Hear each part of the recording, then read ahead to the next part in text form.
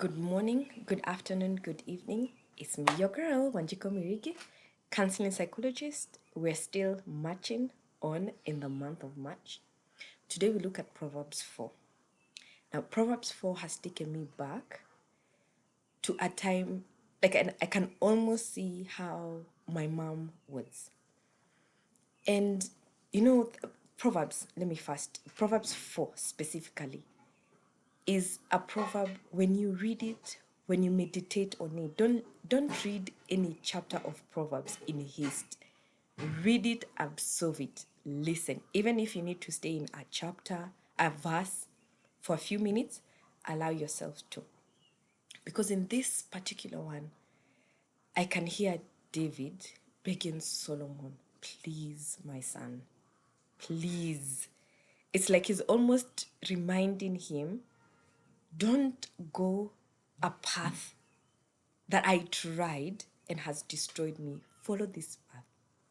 And it takes me back to a time late primary school, high school. I used to hear it a lot from mom, a lot of the times from mom. And many of us can relate. Many people who will listen to this, you will relate. When your parents will be like, I don't want to see with a certain person. I don't want the company of Nani. You're gone, whose house? For what? What don't you have in your house? And even if you don't have it, you can live without it. So just stay in your house. It's the cry of a parent. Oh, my dear child. Oh, my dear son. I see what you do not see. I hear what you do not hear. I am more experienced than you are. And the path that you want to go is extremely dangerous. But of course, our parents wouldn't tell us like that. They would make it, I don't want to hear. And in Kikuyu, my mom would be like, dikwenda kuigua. Dikwenda kuigua winangania. Kitagikara nangania. I don't want you to be with Fulani or a certain person. Why don't you be with this kind of company? And sometimes when you're a certain age, especially the age of 16 and campus age until a young adult, we feel like our parents don't really know and don't want us to have a particular kind of fun. And we feel like they are being lame. But what I know about wisdom and what the many years I have lived, I have learned about wisdom. First, it's not about age. You can be 50, but you're clueless. Like you can be grown body-wise, even achieving in terms of business. But without wisdom, you're very, can I call you that? Lame, right?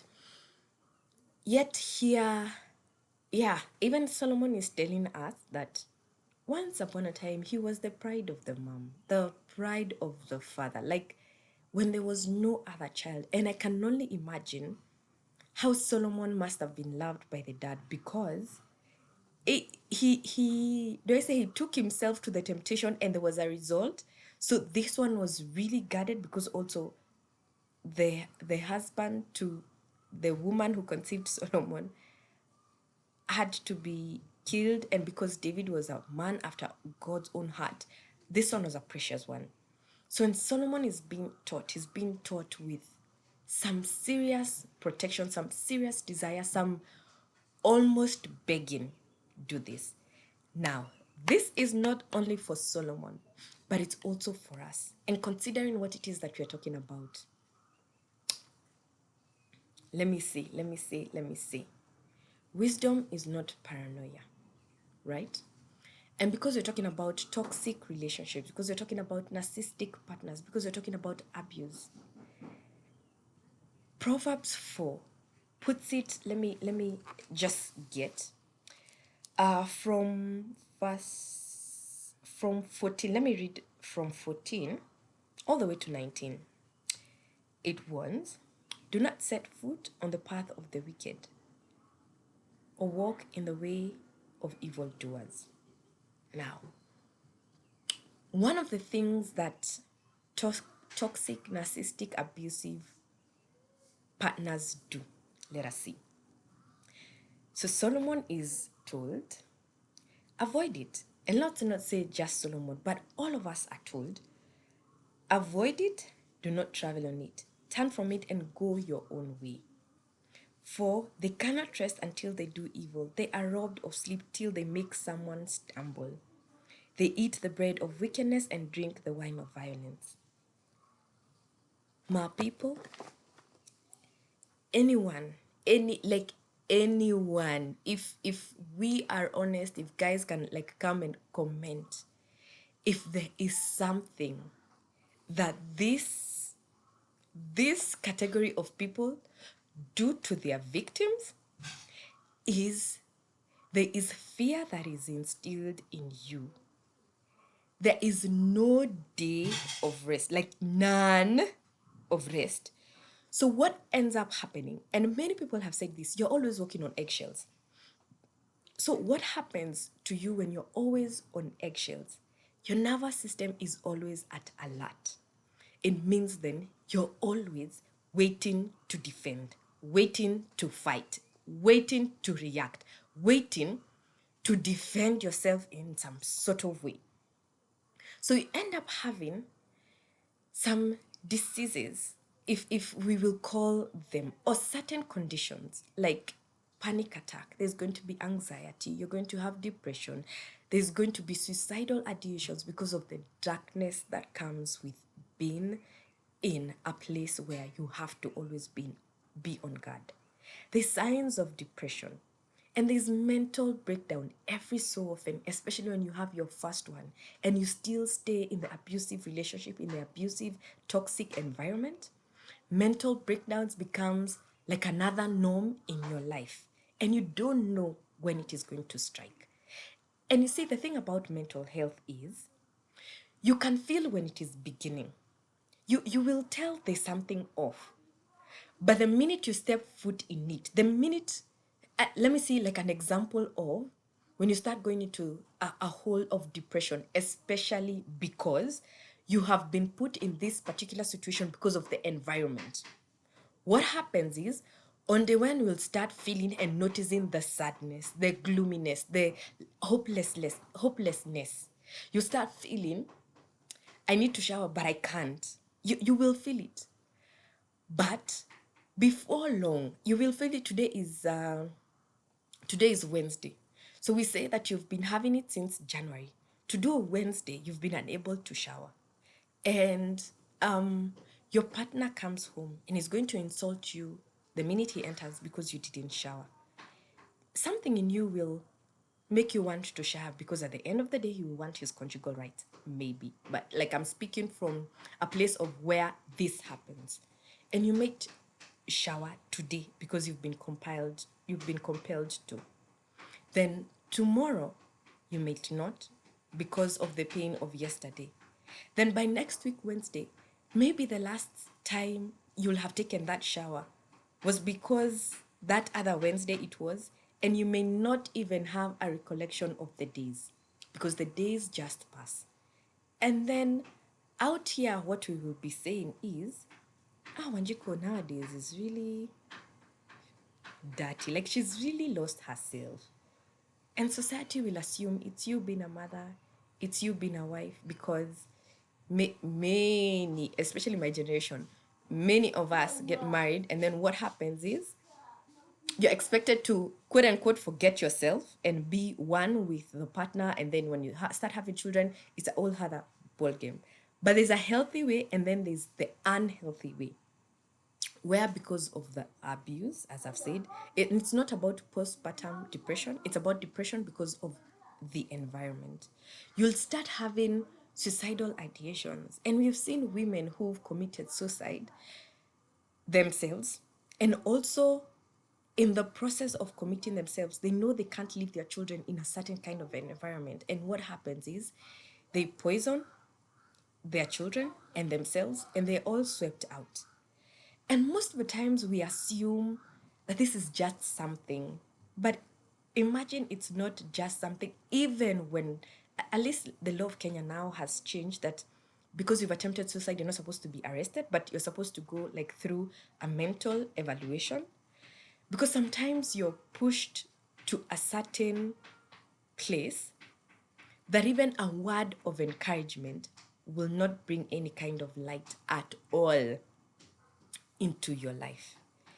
It's been days of complete darkness. It's been days of complete being put down. It's been days of being hit left, right, and center. It's been days of torture. It's been days of torment. It's been days of a little bit of chipping off you.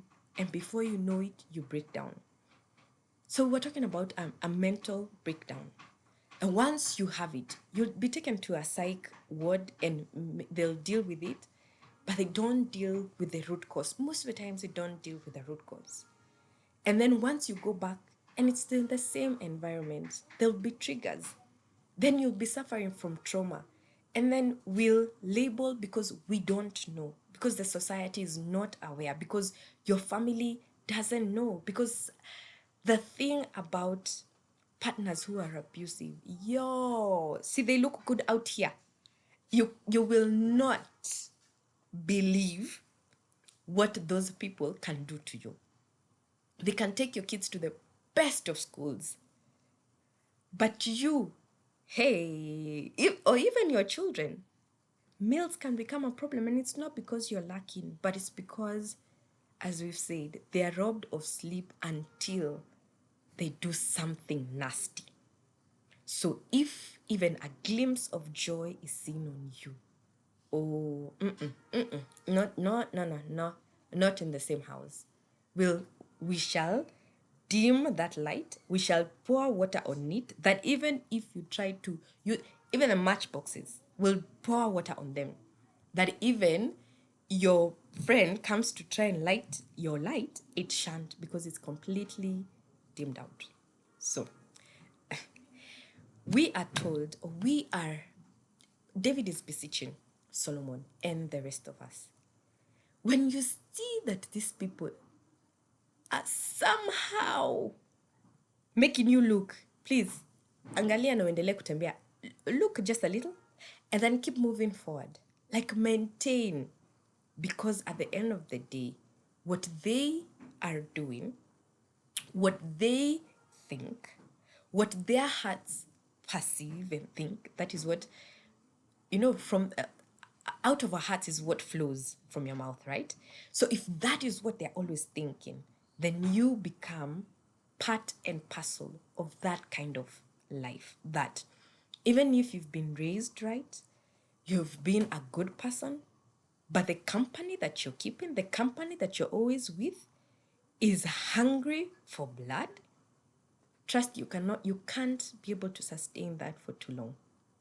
So always remember, when your parents used to tell you, I don't want to see you with a certain person, it's not that they don't want you having fun. It's because they've seen.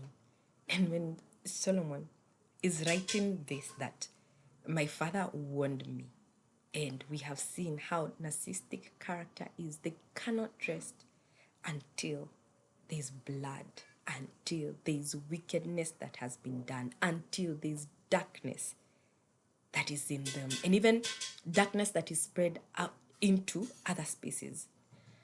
But also the thing about the toxic, abusive, narcissistic persons is that even themselves, they don't understand why the darkness in them so much. And that is all that pours out, especially to those people that they should be loving. So that is it for today. Today it was a bit long. And yes, there are days that it might be longer, there are days that it might be short, based on the learning of the day. Don't get tired of this. And when you feel that, like, I'm not hitting something, or when you need me to talk about something a bit more, kindly reach out. Let me know.